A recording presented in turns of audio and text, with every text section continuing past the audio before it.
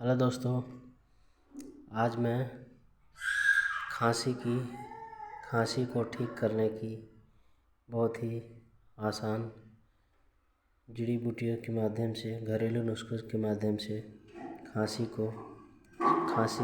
काली खांसी, सूखी खांसी, गीली खांसी या फिर कफ वाली खांसी यानी हर प्रकार की खांसी को ठीक करने का बहुत ही आसान घर में तैयार कर लेने के वाली औषधि बताऊंगा। इसमें ज़्यादा खर्च भी नहीं है दोस्तों।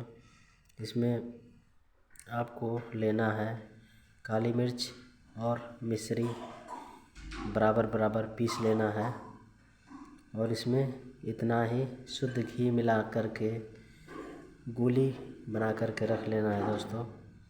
इन गोलियों को मुंह में रख करके धीरे धीरे चूसना है। इसको चूसने से हर प्रकार की खांसी, सूखी खांसी हो या फिर गीली खांसी हो या फिर कफ वाली खांसी हो, नज़ला हो, जुखाम हो, सर्दी, हर प्रकार की खांसी को पूरी तरह से ठीक कर देता है दोस्तों। यह नुस्खा पूरी तरह से आजमाया हुआ है, परीक्षित है।